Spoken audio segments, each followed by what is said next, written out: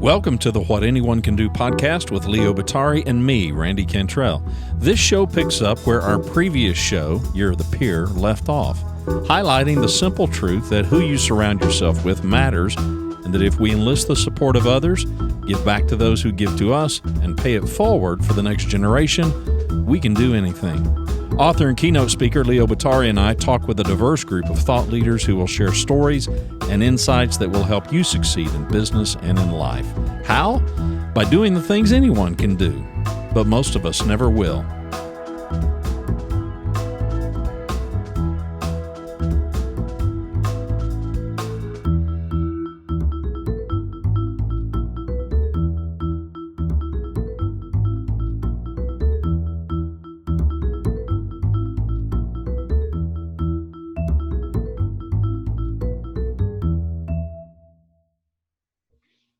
Welcome back to another episode of What Anyone Can Do, the podcast. We are into season 2020.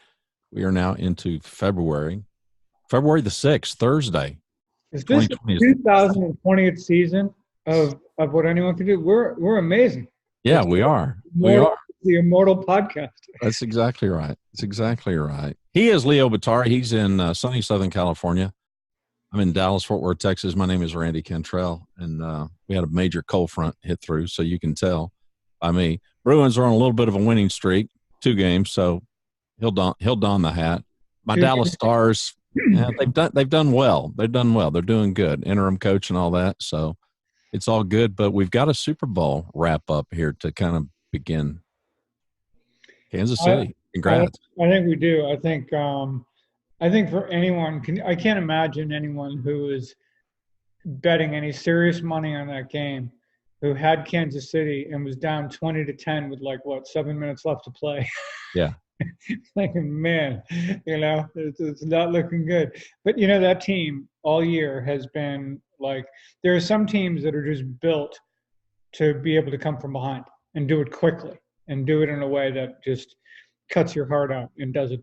Well, they clearly are.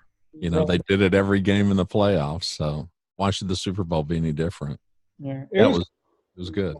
Yeah, it was a good game. It was a good game. Heart goes out, I guess, to San Fran fans, but they'll be back in there. It's amazing the criticism that has come down the pike at Garoppolo and at their coach, Shannon. I'm like, these are top level people at their game. I mean, we all know that the difference between being, deemed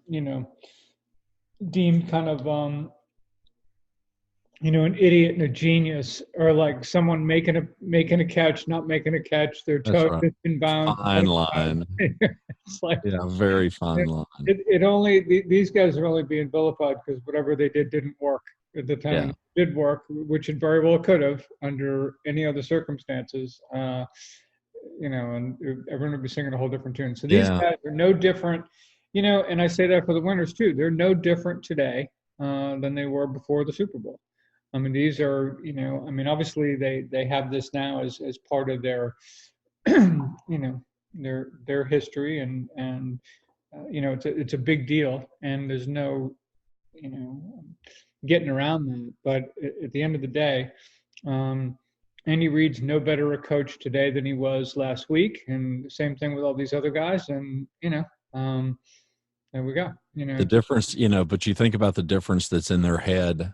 The confident factor of we did it, now we know we can do it, and it kind of segues into what I know we want to talk about today, and that's just the challenge, and the challenge that we can provide for ourselves, the challenge that other people can provide. And now their challenge is going to be, can they do it again?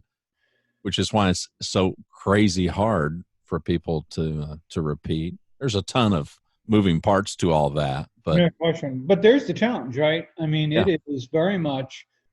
First of all, I was going to mention that I remember, speaking to you want to know how hard it is to get back? I remember watching the last time they played in the Super Bowl was Super Bowl IV against the Minnesota Vikings.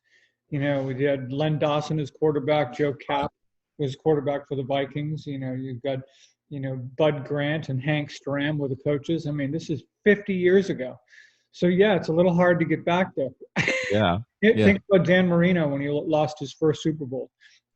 He nor anyone on the planet would have ever predicted he would never get back to another Super Bowl.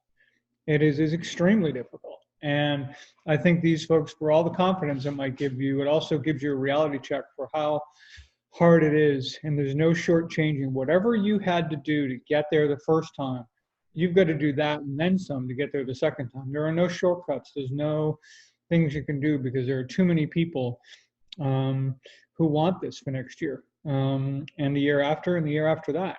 But yeah, to your point, we were talking a little earlier today about, the fact that when I was working with that company up in Canada last week, and then of course, I just worked with a few groups. I was just in Florida yesterday, as a matter of fact. And, it was interesting to me to see, with all these workshops, and we talk about the importance of psychological safety and that safe and confidential environment.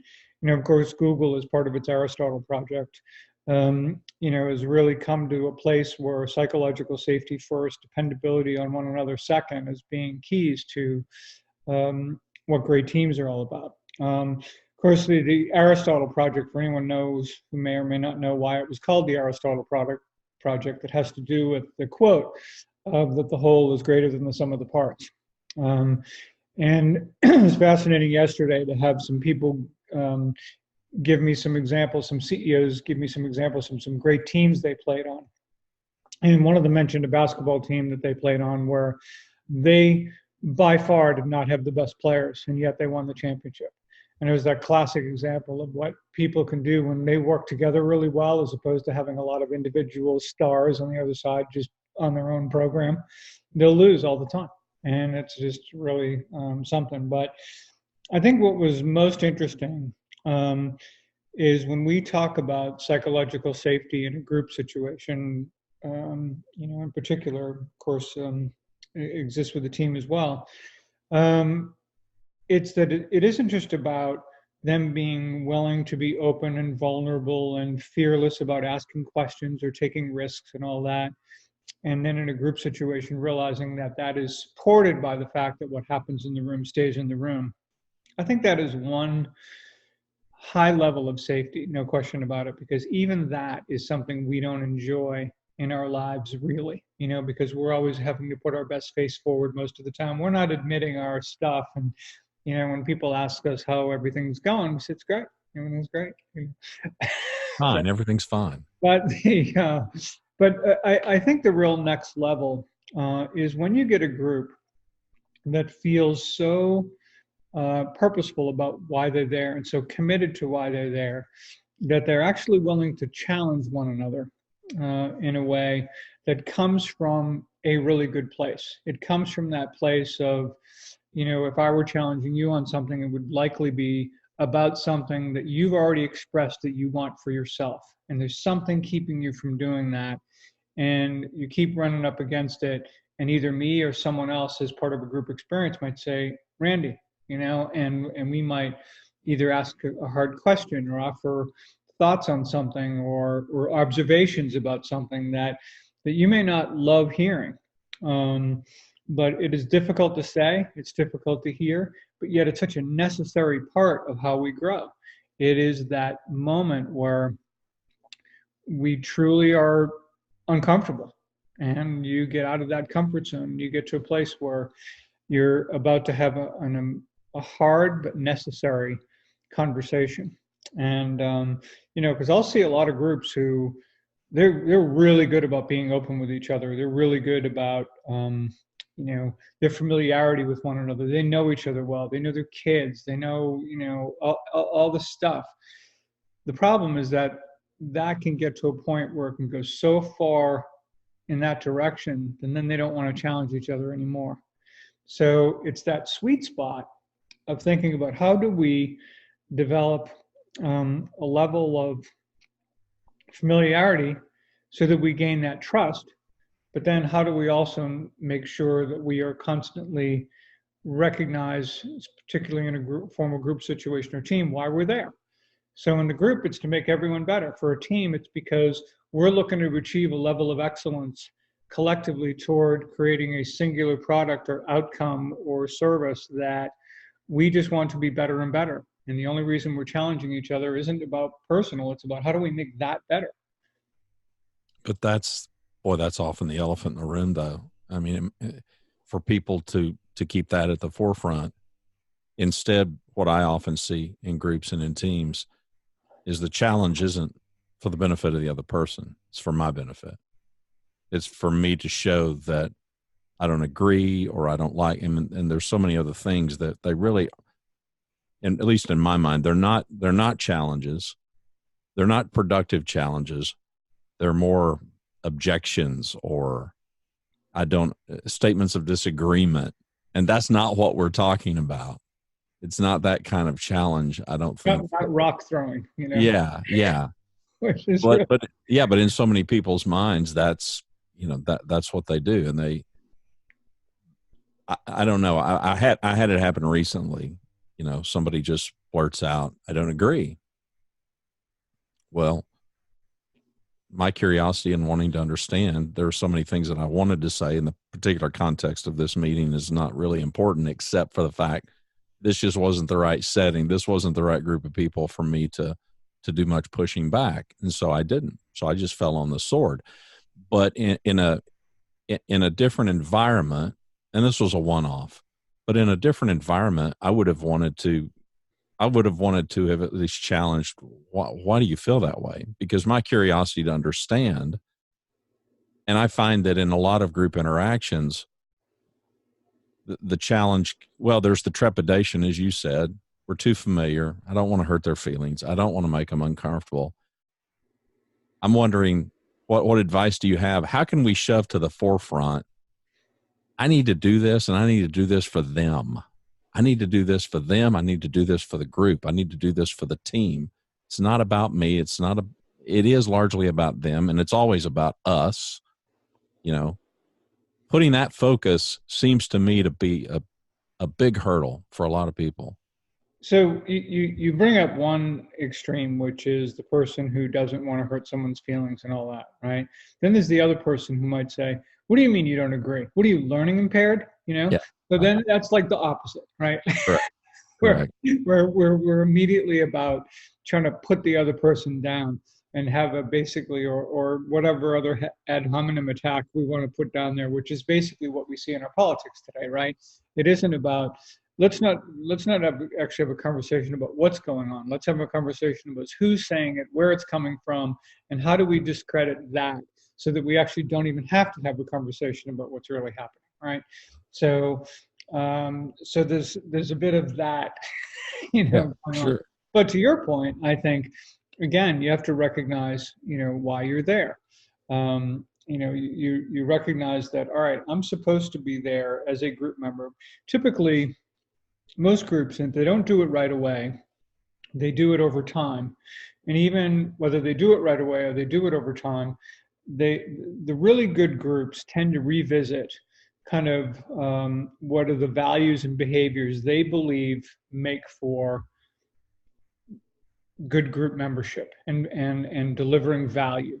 And it's largely being there, understanding that if I'm part of the group, I'm first and foremost here to help other people. And if I do that, if I give myself to that mission, I will, and I have other people committed to the exact same thing flowing in my direction, right? Everybody's going to win, and everybody's going to win big.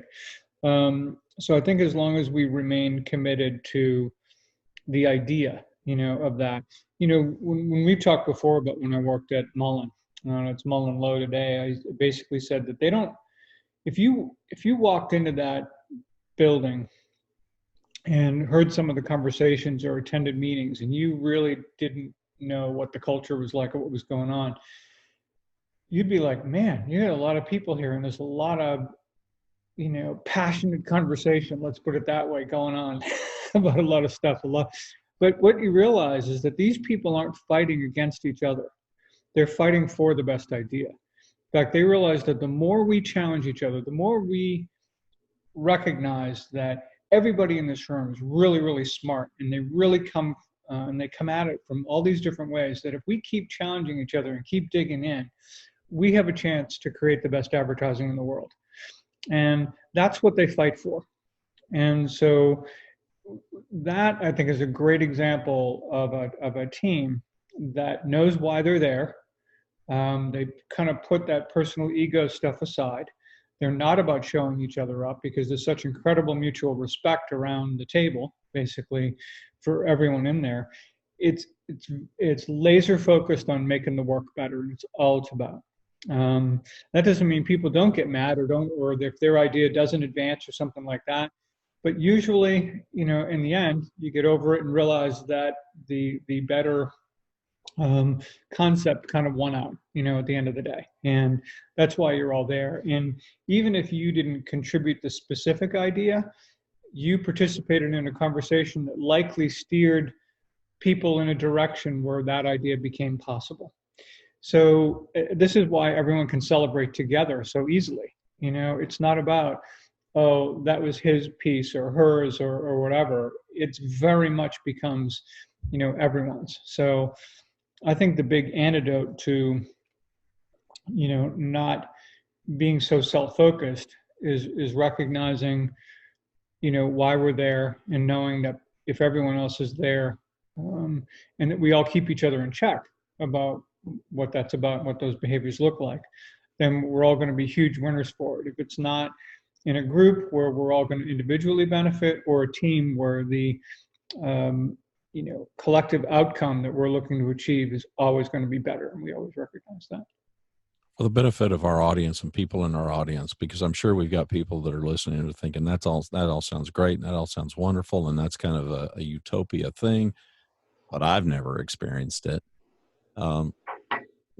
What comments or advice can you give for people who may be part of a group or even part of a team inside a company, where they would at least like to be a spark plug? They would at least like to be the catalyst for where those kind of challenges can happen, but they're just not there yet. It's just they are not a high-performing group or team. And let's admit it, high-performing groups and teams don't just grow on trees. I mean, these come about with great intent and great purpose and a lot of hard work, and not everybody can achieve it. But if I, as a member of a group or a team, I want to contribute to that. I realize that everybody in the room, I may not like them all, but everybody's competent, capable of doing their job. And maybe I've got enough of a professional level of trust. No, I don't trust them with my personal vulnerabilities, but I don't have to. I can trust them in this context here at work, but we just can't get there to this area of really productive challenge. What are some things that I could do as an individual that could benefit that? It's a great question. I think that most of these cultures that I talk about, whether it's from great teams in sports or business or whatever, these are not cultures that grew up overnight. And in many respects, these, whether it's a company or whether it's a sports team in particular, they don't have the same players or the same employees or team members than they had 5 years ago. So what they learn is, who are the people that are the strongest contributors and why? How do we get more of them? How do we recognize? And again, you want all the diversity of thought and opinion and experiences and all that. But at the core, you have to have people who share values and behaviors that they believe are congruent with what the organization is trying to do. And so when we talk about, in any group or team, having the right people and understanding what the right people looks like in your specific organization or team or business, sports, whatever it happens to be, it's crucial. It's that teammate thing we talked about with UConn women. It's like Gina Arama says that it's harder than ever to find high school basketball players who are committed to be good teammates. And it's the difference between, and it can be very difficult to teach certain things to people. We tend to look at someone's resume and we look at what they can do. it usually doesn't offer much insight into who they are. And it's who they are that's usually going to make the difference between whether someone survives in a culture or thrives in a culture. And then recognizing, what that looks like in someone and doing the best over time. I had someone the other day who was saying, okay, I'm a new CEO. I've been there 6 months, and I'm not exactly. I didn't believe I inherited a team that has a giant commitment to excellence here, right? So I want to change that. Well, she realized I can't just fire everybody and then start over. So how do you go about making that transition? And so one of the things that we did talk about, and we had a group conversation about, was this is where, especially where I think there's a new opportunity, is the more clear you are about your expectations, the easier it's going to be to determine the people who can pivot and play in where you're trying to go, and those who can't. And one of the great examples of that for me that I saw up close and personal, God, this was over 20 years ago now, but I worked with Paul Tipton, who unfortunately passed a number of years ago, but a wonderful guy, very big personality, very controversial personality as president of Jacksonville University for a while, and not universally loved because, but at the same time, I did love him. I thought he was an amazing man in many respects, not only for his intellect, but he had incredible clarity about what he wanted to create there. And it was very simply, the university at the time when he took it over was very kind of an ivory tower mentality, where the administration was the top of everything, and the students were just, they happened to be there paying tuition, right? So he was very much wanting to flip that on its head. And his whole thing was about anything that came to him, any initiative, anything that university ever was going to do had to be based on a students first, kind of mantra, if you will. So if you brought something to him and it had that student first perspective, he'd be really willing to hear it, and it's in play to be able to get approved. If it wasn't, don't even come here, And it was fascinating with, not only was he incredibly clear about that, I'd say about half the people got it, and the other half the people heard it, but they didn't get it. And then over time, the people who were never going to get there, they just were, it's not who they were, found, other places to teach or work or whatever happened to be. And it was a slow process, and I'm not sure, he had enough time, there to have completely executed that culture change at the time. But I thought the clarity with which he came at it and got everybody around it and then supported it, and you have to live every aspect of it. I may have mentioned to you when I started my firm, and it was based on Hal Rosenbluth's book, The Customer Comes Second. And and that's very much like employees are first. Well, yep. Okay. Employees, employee first thing sounds really, really good. But when it gets tested is when it's going to cost you money, right? At least from the employee's perspective. So we had a client who was abused one of our employees or whatever, and it was a horrible kind of deal. And the client wanted the employee fired, and instead I fired the client, and that was that. So then now people are like, whoa, okay, we're really serious about this. This is really who we are. This is what this is all about, that there are no circumstances. It's not like we're employee first except when, or yeah, but. It is, no, this is what we live by. And the irony, of course, is the more true you are to it, and you don't have exceptions in there, the greater opportunity it has to actually have an impact and really work. And in the case of, it happened actually on a couple of occasions, you might say, well, whoa, that, they must have been small clients or whatever. Actually, one of them wasn't. One of them was a pretty good sized client. And, but did it cost any money? Really? No. In fact, it made us money, and we've got a whole team now that had run through a brick wall to do whatever we needed to do. I mean, that was that level of commitment, because they knew that, not only just in terms of me having their back, but we all had each other's back. And I think when you get that kind of trust in a singular approach that defines culture, that can be huge. So that's a long answer, but I also think it's a rather complex question when you start thinking about there's no magic button to push. There's no Right. thing there. It's just, but it works. But you've got to be all in. You can't be, again, yeah, we're this. It's almost like the Enron. When it was, there was an article. I think Jay Conger. I think it was either Jay Conger or Patrick Lencioni. Actually, I think Patrick Lencioni wrote the article. And he paints this picture, and it was all the values etched into the granite, at Enron. And it's like, well, they were etched in granite, but they nowhere else. They were nowhere. They weren't living, in Right. the organization in any real way, obviously. So yeah. We talk about challenge in the context of helping people pretty much do what they themselves say they want to do.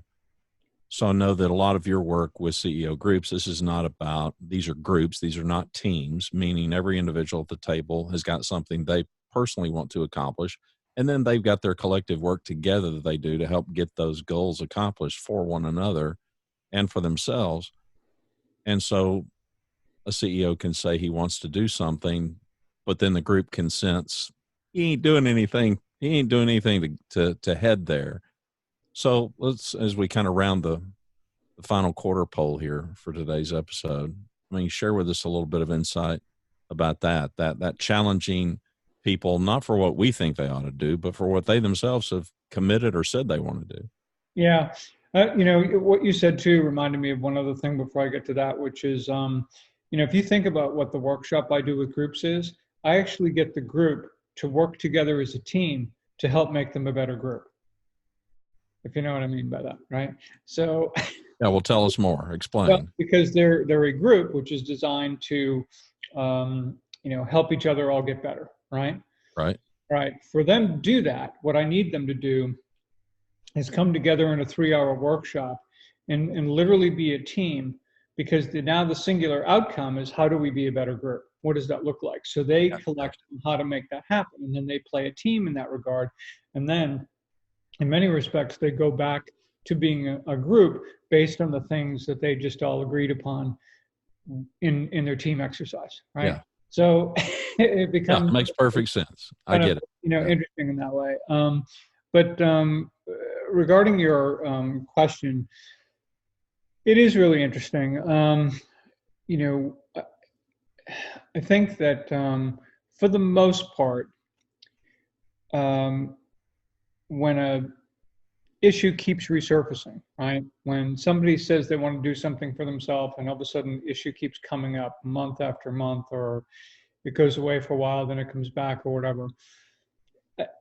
In most cases, I think this is where you can start asking the wrong question, okay? Or they're actually dealing with the wrong question.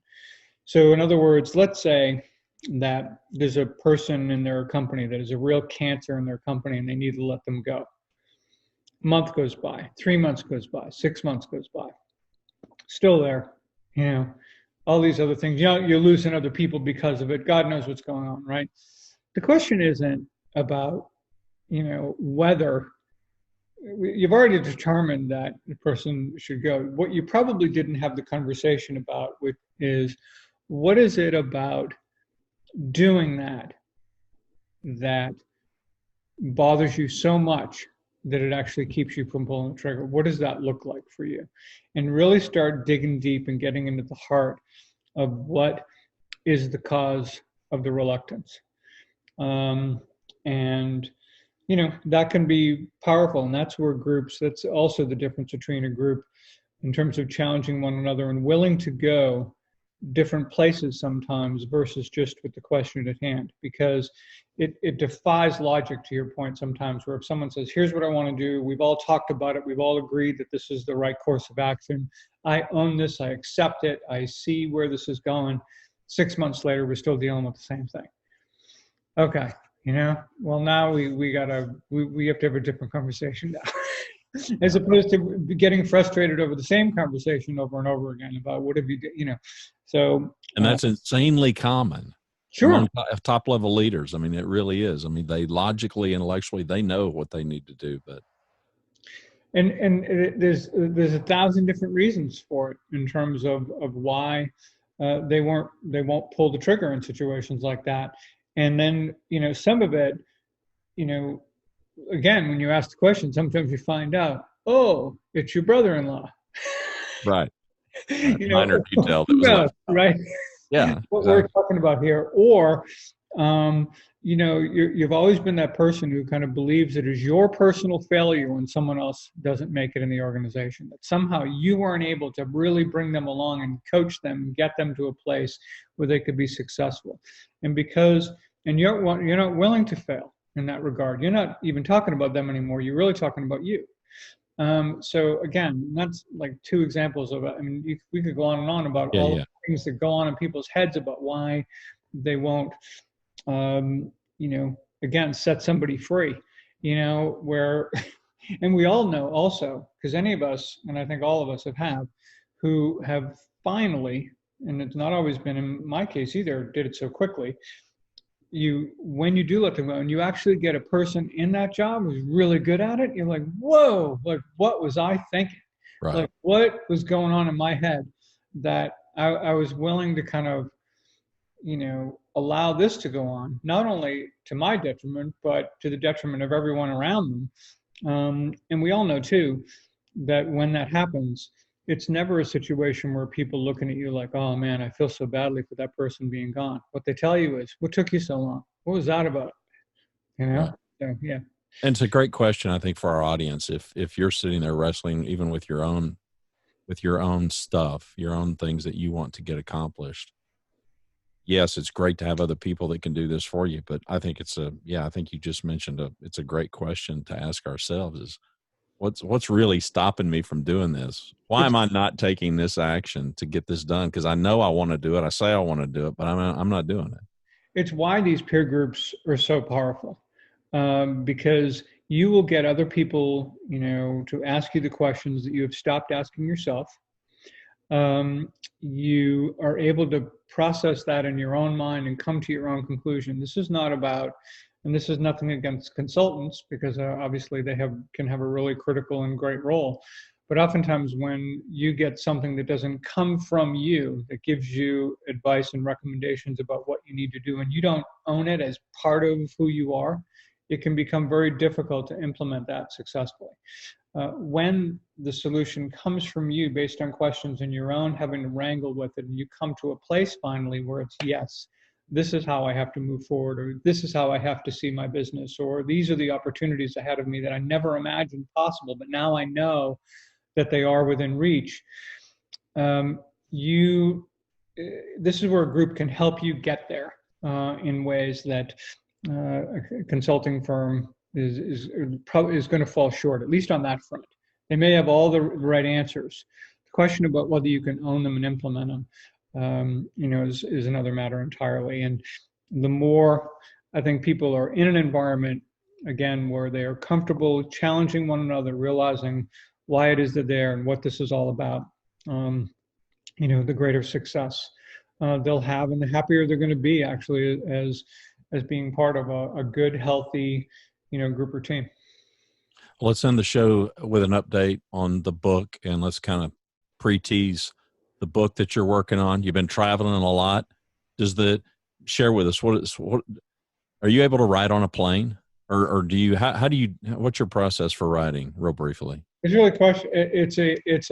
I write when I feel like it. Yeah, it's terrible. Yeah. I'm the least disciplined. I like that though. It's not like I have in my head, because there are some people, and I applaud this, and it's how they work and how they can do it, where they will say, all right, for X number of hours a day, between these hours, I'm going to sit and I'm going to, crank out whatever. Not going to happen. I will go days where I won't touch it. And then I get on a run. and I'll be looking at the clock and 7 hours pass because I'm just rolling, right? And then I get exhausted with that, and then maybe a few more days will go by, and then some days was it that way with was it that way with the first book? Okay. Oh yeah. I'm not improving in that regard.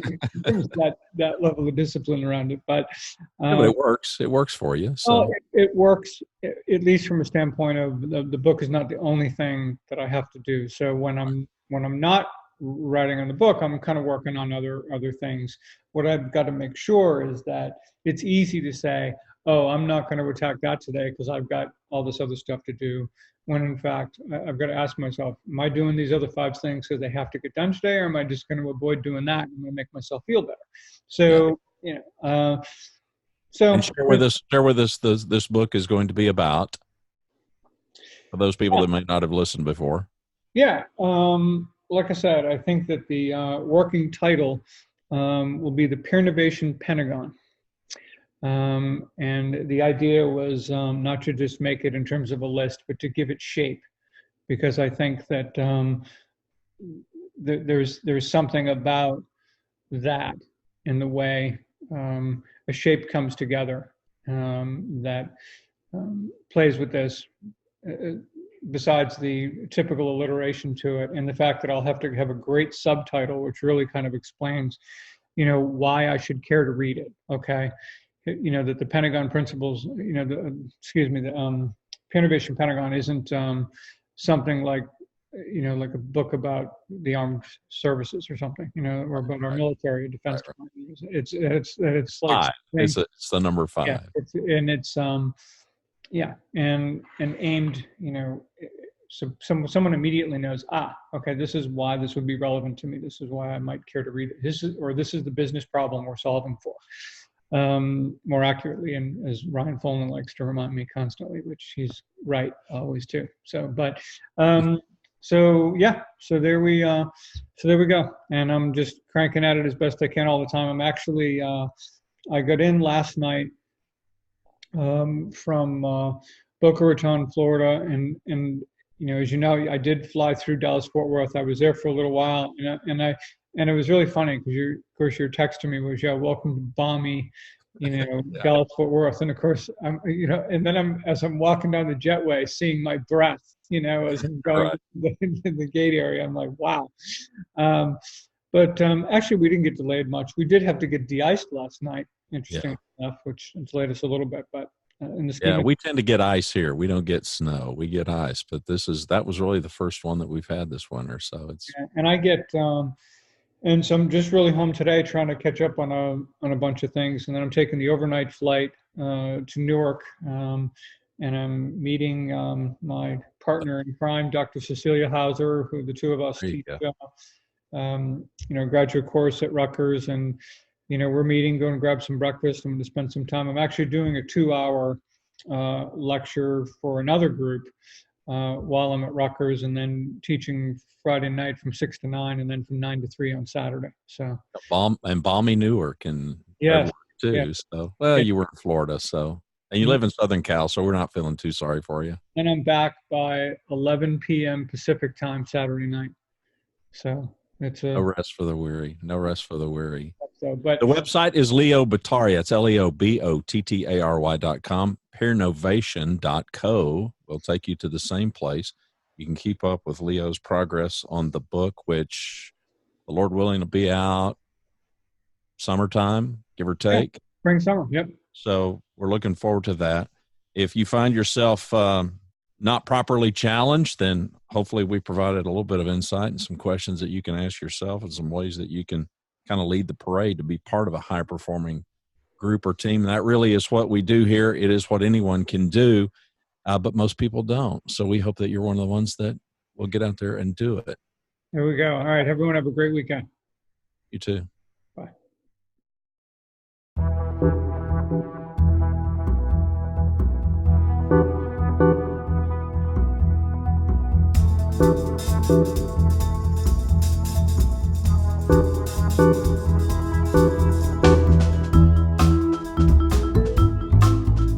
To learn more about our show and what we do, to submit questions to us, And to subscribe to What Anyone Can Do podcast, please visit our website, whatanyonecando.com. What Anyone Can Do podcast is hosted by Leo Bottari and me, Randy Cantrell. Music provided by Kevin MacLeod is Vibe Ace, licensed under Creative Commons by Attribution 3.0 license. Thanks for watching or listening. We hope you'll share the podcast.